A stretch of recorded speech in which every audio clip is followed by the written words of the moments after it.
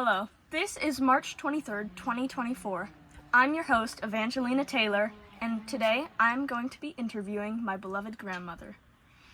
So, this is the Living History interview, and this discussion is going to be revolving around a tragic historical event that took place on January 28th, 1986. Some of you may know that on that date, the Space Shuttle Challenger took off from the Kennedy Space Center in Cape Canaveral, in Florida. And just 73 seconds after takeoff, it exploded in the sky for everyone to see. Now, I would ask my beloved grandmother to recount her memories of this event.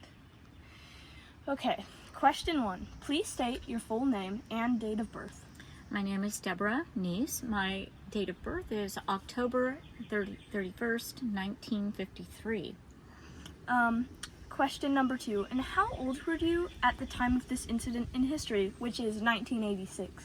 I was about 33 and a very busy mom with 4 children. Evangelina's mother was my oldest child, and she was only 9 years old at the time. So we had 3 other children, very busy, living at the speed of life, as I call it.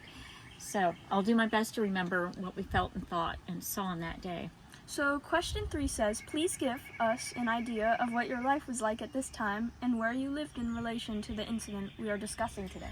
Interestingly, we lived in South Florida, in Fort Lauderdale. So we were actually in the state of Florida when this happened, and very used to the Space Center and NASA, and all of that was very well known in our, in our lives. So it was, the tragedy of it was maybe closer to us than most other people.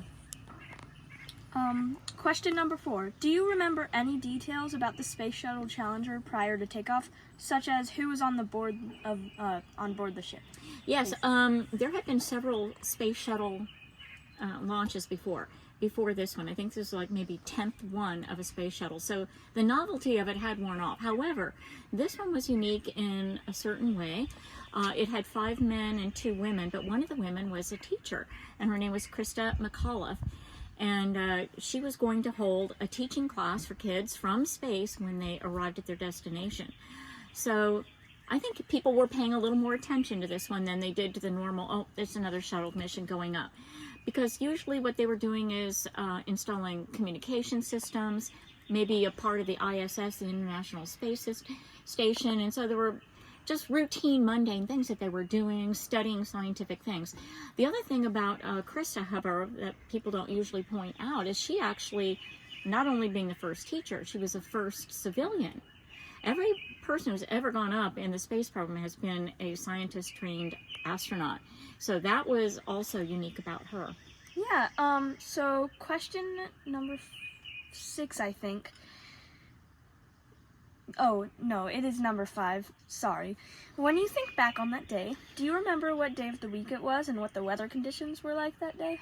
Well, I'll tell you one thing. I can't remember what day of the week it was. I would have to Google that, to be honest, but it was winter. And in Florida, it's a very relatively short season. You know, it's maybe 4 weeks where the weather cools down to the 50s and maybe 40s. But where the Cape Canaveral is, it's Central Florida, and it gets a lot colder there, believe it or not. So I do remember that it was cold. January 28th, I would have been home with my toddler, Vanessa, while the other 3 were in school. So, interestingly, the factor that it was cold had a big part to do with what happened to the accident. Yeah, it was January. So, question number 6. What was the buzz or the feeling of most people during this time? Well, the time of life that it was, in the 80s, it was a very positive, upbeat era. Reagan was president for an 8-year stretch in there, so things were going well, the economy was doing well, and I think people generally had a good attitude. And so this tragedy was just like a gigantic shock to American culture, because Americans were not used to losing, not used to tragedies happening like this. So people felt just stunned, just utterly stunned, and terribly grieved. I would be too. So question number 7 is definitely an easy one. Was this event televised? It was, and that made it 10 times more tragic because everybody could see that. I mean, a lot of people, like I said, watched this because of the teacher on board specifically. And we had forgotten, really, that there was another tragedy before this, but no one barely was aware of it or talked that much about it. And that's when 3 astronauts were killed at the NASA site at the Kennedy Space Center, doing a rehearsal for an upcoming mission of Apollo 1. And there was an electrical fire, and they were trapped in this capsule and could not get out. No one could get the doors open, and so they all perished, actually from smoke inhalation. So there was a previous tragedy in the NASA program that they made a lot of corrections because of that. And most people don't remember it or didn't even know about it, but the Challenger was in a category all by itself. Number 8, can you give a detailed account of what you remember seeing and how you felt? Like everyone else. I mean, probably just had the TV on in the background. And it's the kind of thing that you could probably, once it's televised, you replay that over and over. So this was something that all of us relived, and all of us had so many questions. What went wrong? I think that was the biggest thing. It's like, after the shock, it's like, how could this happen? What went wrong? And we can never afford for this to happen again. Yeah. So number 9 says, what did the news media report about why this went wrong in the following days/months? Oh, it took not too long to understand the initial problem. I don't know if I can explain it to you. I'm not a scientist, but it had to do with the rocket boosters that launched the shuttle into space. The boosters are beneath it, pushing it forward. And there's something called an O-ring, which is just a ring that seals between the booster rockets and the fuel and everything. And because of the cold weather, the ring had fractured. It became cold, and when the heat of the booster engines went off, the ring cracked and fuel began to leak that wasn't supposed to, and went prematurely into the whole thing just blew up. There was nothing anyone could have possibly done unless they aborted the mission to begin with. So there was nothing that could be done when that happened. So it was a failure of this O-ring and the fuel, and it ignited and caused the whole shuttle blow up. However, the shuttle cabinet itself did actually survive the booster explosion and fall down to the earth, into the ocean. You know, I couldn't imagine what the builders of the spaceship would have been feeling, or like, that's a risky job because you would have felt so guilty if anything bad happened.